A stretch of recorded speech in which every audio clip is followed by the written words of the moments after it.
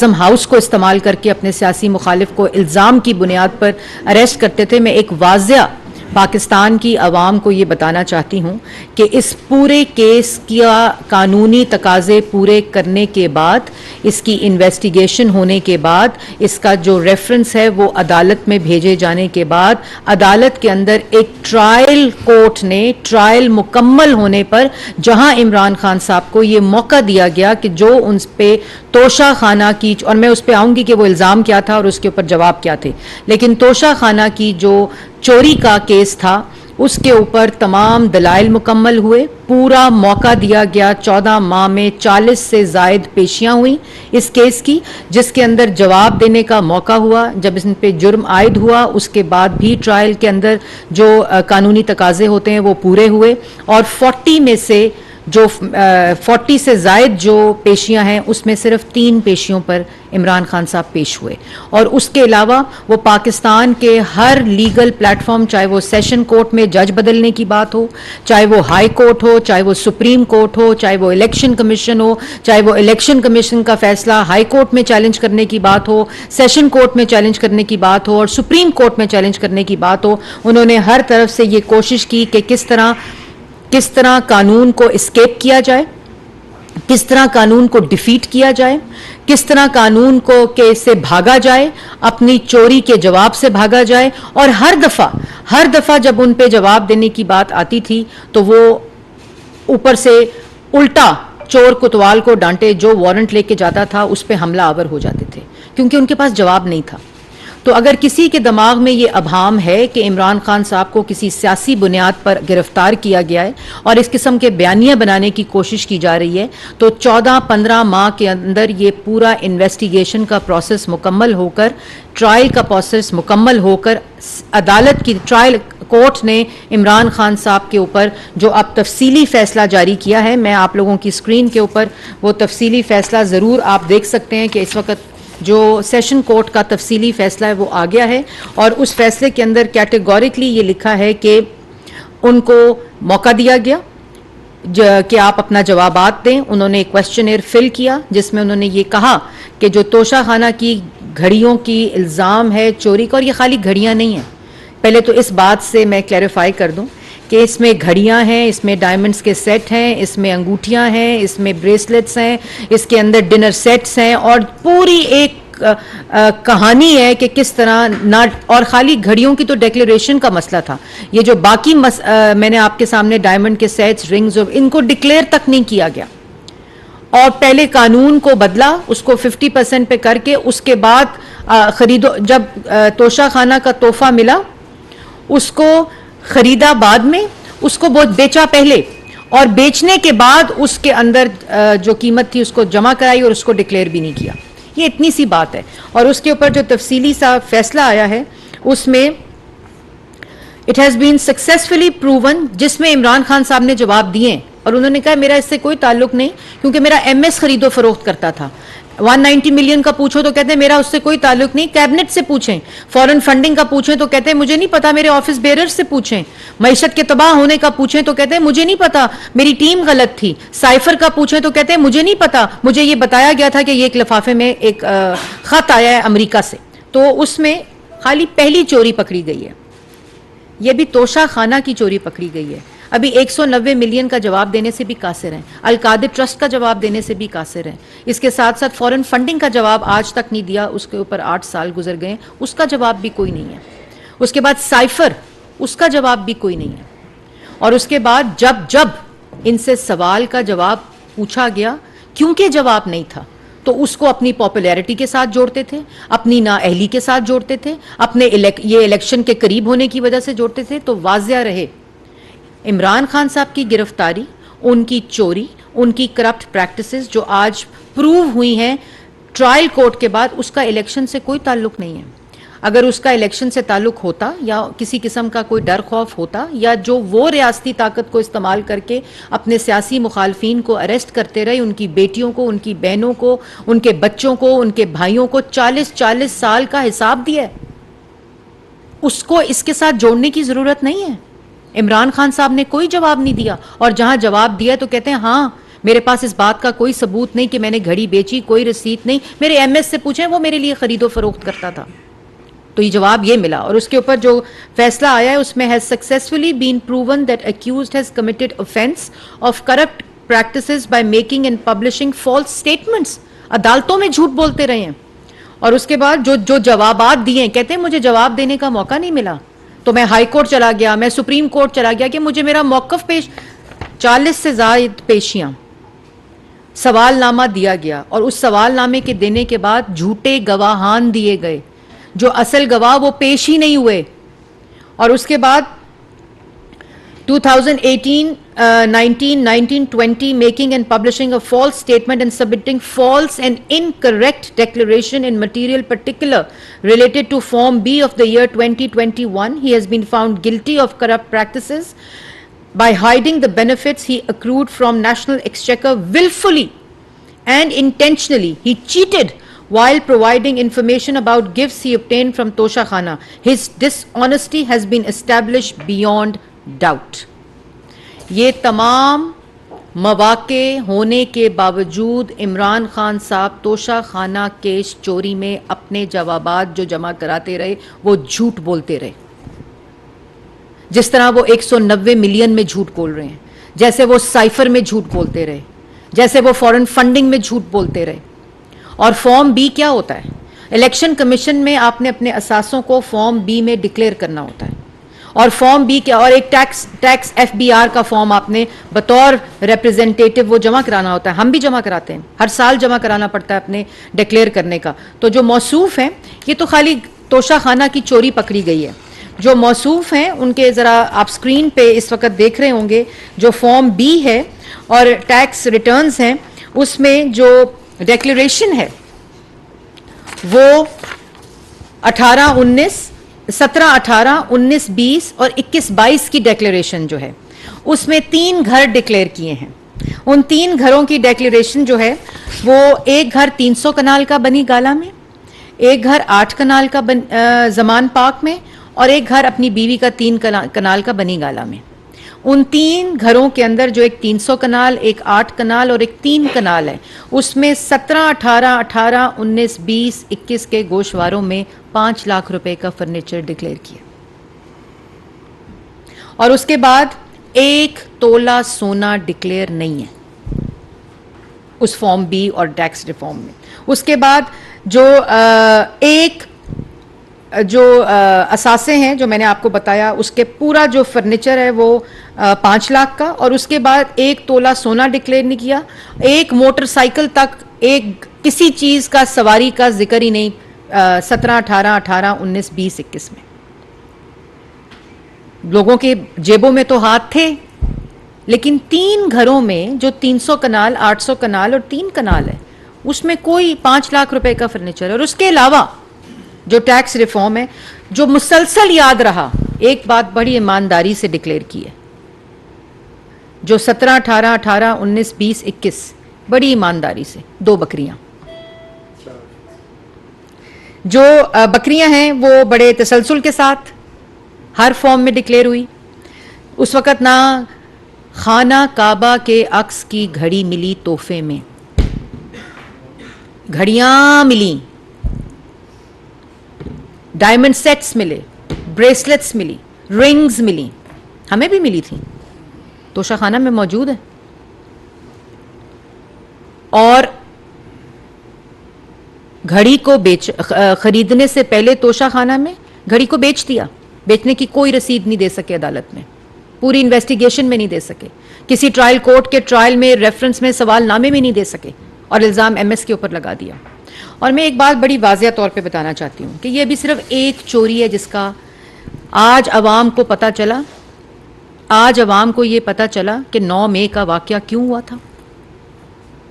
एक चोर अपने एहतसाब से भाग रहा था, 12 से 15 माह भागता रहा, कानून के आगे पेश हो तो जुडिशल कॉम्प्लेक्स के ऊपर हमला आवर हो जाता था, पुलिस वारंट इन्वेस्टिगेशन के लेकर जाती थी तो पेट्रोल बम से इस्तकबाल कराती थी, इंसाइटिंग वायलेंस, झूठ, फरेब, झूठी स्टेटमेंट्स, कौमी खजाना से पैसा लूटते रहे, खाते रहे, झूठी स्टेटमेंट्स देते रहे।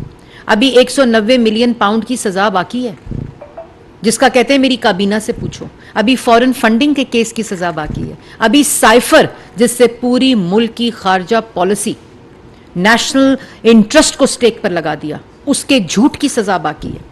और आज मैं देख रही थी कि बड़ा शोर मच रहा है जी, ये दोहराया जा रहा है कि नवाज शरीफ साहब को जब अरेस्ट किया था, ये वही तारीख दोहराई जा रही है। मैं माजरत के साथ ये कैटेगोरिकली कहना चाहती हूं कि जब वो वजीर आजम थे, जब वजीर आजम 3 दफा के मुंतखब वजीर आजम नवाज शरीफ पर इल्जाम लगा, उनका पैनामा के अंदर नाम नहीं था, किसी किस्म का नाम नहीं था। वो जाते पार्लियामेंट में जाते लिखते कि मेरा पैनामा में नाम ही नहीं है, लेकिन उन पे एक इल्जाम की परसेप्शन इसी शख्स ने जिस पे आज corrupt practices proven beyond doubt हुई हैं, ये इल्जाम लगाता था, जो अपने किसी चीज का जवाब नहीं दे सका। उन पे जब इल्जाम लगा, उन्होंने क्या किया? जो इमरान खान की उनके एहतसाब की दरखास्त थी सुप्रीम कोर्ट को, वो कचरे के डब्बे में गई थी। लेकिन उस वक्त वो वजीर आजम नवाज शरीफ ने क्या किया था? वो सुप्रीम कोर्ट को खत लिखा था कि मेरा एहतसाब करें, मैं मुल्क का वजीर आजम हूं, मुझ पे झूठा इल्जाम लगाया है, मेरा पूरा एहतसाब होना चाहिए। और एहतसाब करने के लिए सुप्रीम कोर्ट के चीफ जस्टिस को खत लिखा था, जो सुप्रीम कोर्ट का चीफ जस्टिस बाद में उनके ऊपर जो अलकाब, वो एक अलग कहानी है, ये मिलाने की जरूरत नहीं है किसी तरह भी नवाज शरीफ को। और उसने अपना जवाब दिया था, उसने 150 से जायद पेशियां रोजाना की बुनियाद पे अपने बच्चों के साथ, अपनी बेटी के साथ भुगती थी। उन्होंने अपने 40 साल मरहूम वालिद का जवाब दिया था। और किस पे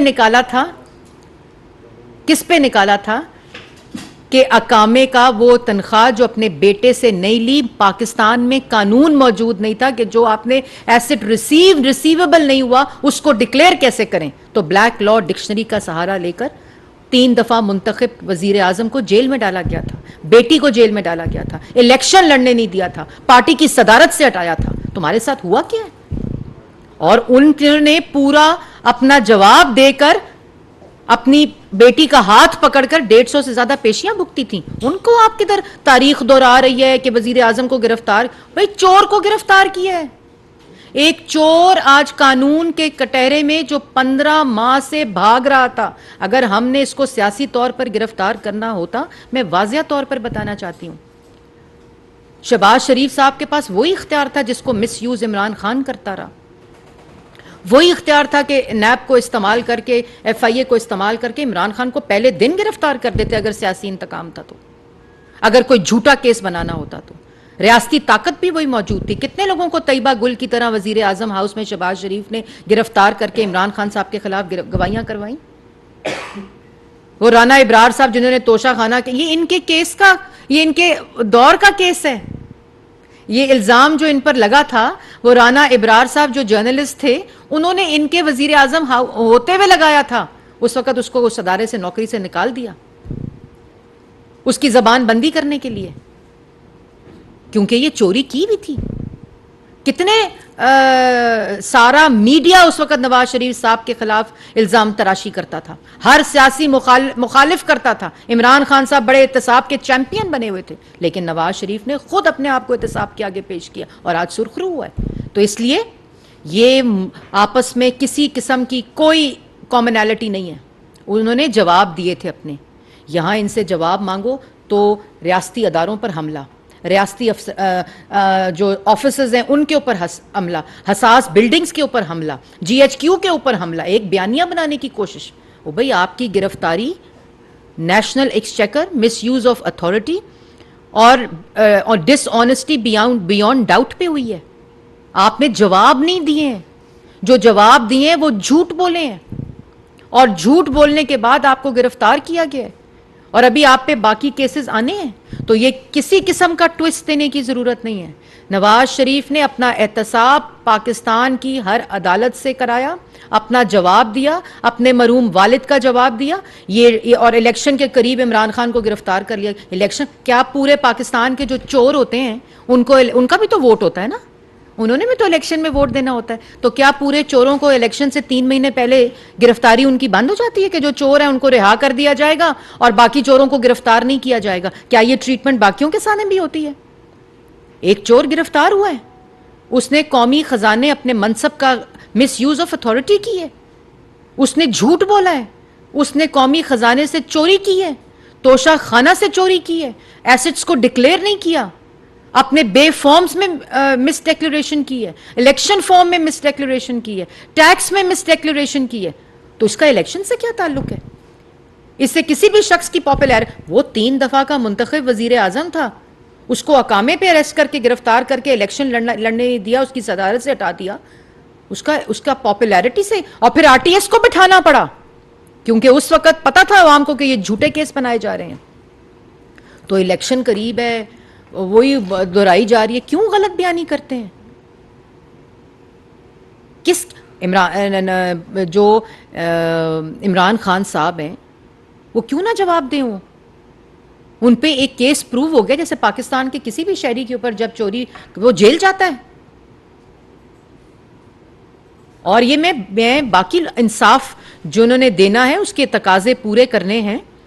ये एक वजीर आजम उस मनसब पर बैठकर, उस कुर्सी पर बैठकर कौमी खजाने को लूटता रहा है, 190 मिलियन का डाका डालता रहा है, तोशा खाना का डाका डालता रहा है, साइफर का जो नेशनल इंटरेस्ट था उसको, फिर 9 मई के वाक़े को फॉरेन फंडेड एजेंट है जो झूठ बोलता है, झूठा बयानिया बनाता है, अपनी चोरी को छुपाने के लिए फसाद बर्पा करता है, साजिश करता है, डिफ्लेक्ट करता है, कानून को डिफीट करने की कोशिश करता है, एस्केप करने की कोशिश करता है। आप उसका मुआवजा कर रहे हैं, वो शख्स जिसने अपने आप को एहतसाब के आगे पेश किया, और आप उसको कहते हैं कि ये बहुत वो है, वो तो इलेक्शन के खिलाफ जो गवर्नमेंट है वो इंतकाम ले रही है और तारीख अपने आप को, कौन सी तारीख अपने आप को दोहरा रही है?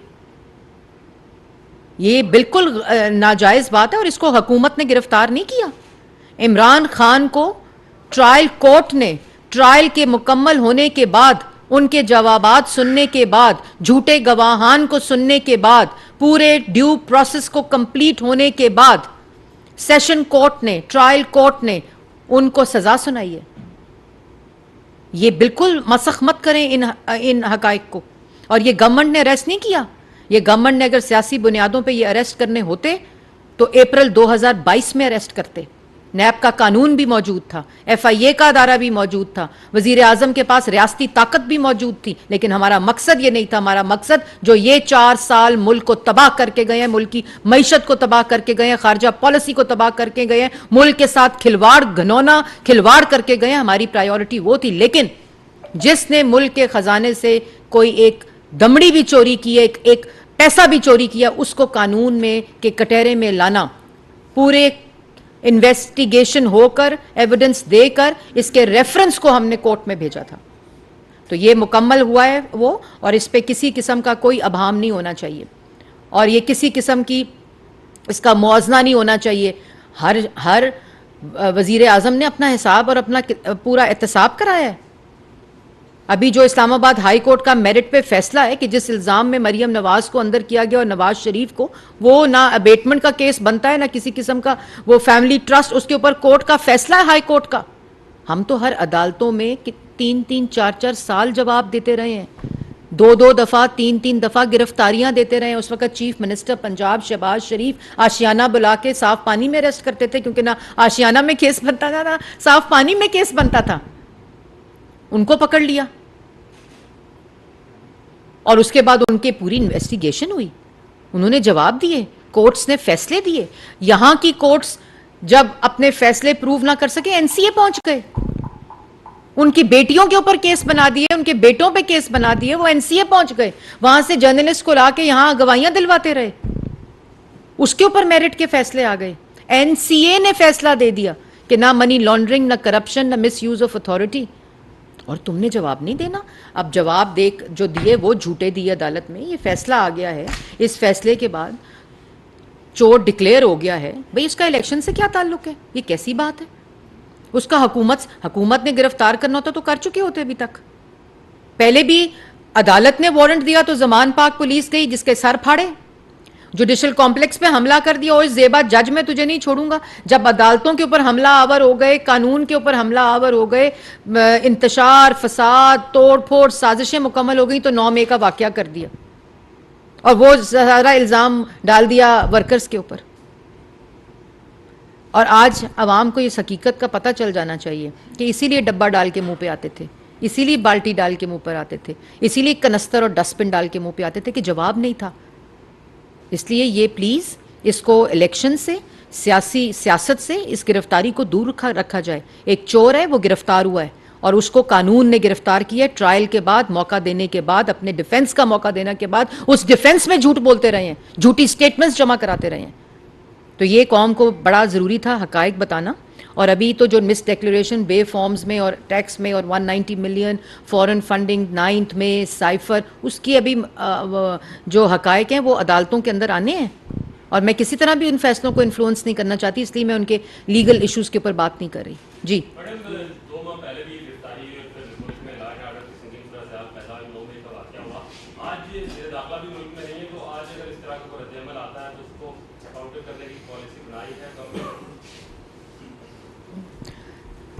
देखें, अब तो उनके जो लोग थे 9 मई के वाक़े के बाद उनको भी पता चल गया कि ये चोरी छुपाने के लिए मुल्क और रियासत के ऊपर हमला आवर है, हसास अमारतों पर हमला आवर है, तनसीबात पर हमला आवर है, लोगों पर हमला आवर है। एम्बुलेंसेस जला दी, स्कूल जला दिए, हस्पताल जला दिए, मेट्रो जला दी, सड़कें जला दी। उनको इसकी असलियत पता चल गई है। आज जमान पाक से अरेस्ट हुआ है ना, कौन था बाहर? चोर के साथ कौन खड़ा होता है? चोर को जेल अकेले जाना होता है, और आज वही हुआ है।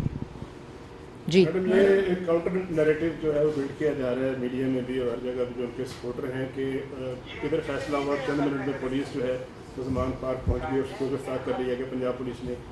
तासर ये दिया जा रहा है कि पहले से पता था फैसले का, लिहाजा फौरी तौर पर गिरफ्तारी हो गई। ये भी कहा जा रहा है कि जब फैसला आया तो उनके वकील मौजूद नहीं थे और उनके वकला की गैर मौजूदगी में सजा सुनाई गई है। तो साबित ये किया, देखिए, बात यह है कि अब जो फैसला है वो फाइनलिटी अटेन कर चुका है। साबित तो साइफर भी किया था, साबित तो ये भी किया है कि काबीना ने 190 मिलियन का फैसला लिया था, उनसे पूछ लो। एमएस साबित तो ये भी करने की कोशिश की गई कि मेरे एमएस से पूछ लो।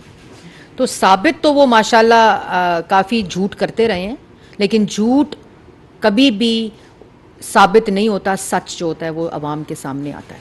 और ये अब जो मर्ज़ी झूठ बोलें, एक फ़ैसला कोर्ट का आ चुका है।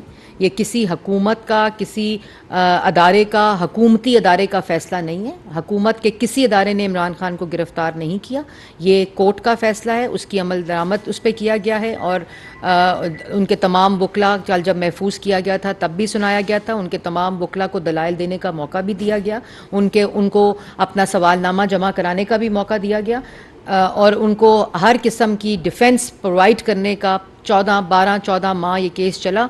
हर किस्म की स्टेजेस को मुकम्मल किया गया, कानूनी तकाजे मुकम्मल किए गए ऑफ डिफेंस, और उसके बाद ये फैसला। मैडम ये बताएं, खालिद भाई कर लें फिर आप कर लें।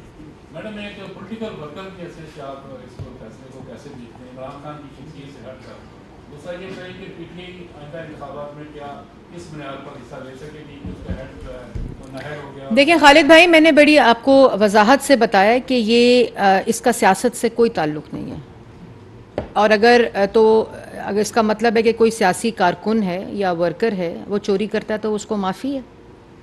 मैंने पहले कह दिया कि इमरान खान की जो गिरफ्तारी है उसका ना हुकूमत से कोई ताल्लुक़ है, ना उसका सियासत से कोई ताल्लुक़ है। उसका ताल्लुक़ एक चोरी से है, जो चोरी के डिफेंस में वो कुछ पेश नहीं कर सके। जैसे कोई भी चोर पाकिस्तान का जब पेश होता है किसी भी अदालत में अपना डिफेंस देने के लिए, अगर वो डिफेंस देने से कासिर होता है तो वो गिरफ्तार होता है। इसमें सियासत से इसको बिल्कुल अलग रखा जाए, इसका सियासत से कोई ताल्लुक़ नहीं। अगर उनके पास अपने डिफेंस में, अपने जवाब में अपने सबूत होते तो वो अदालत में पेश करते। ये तो ना कहते कि मेरे एमएस से पूछ लें।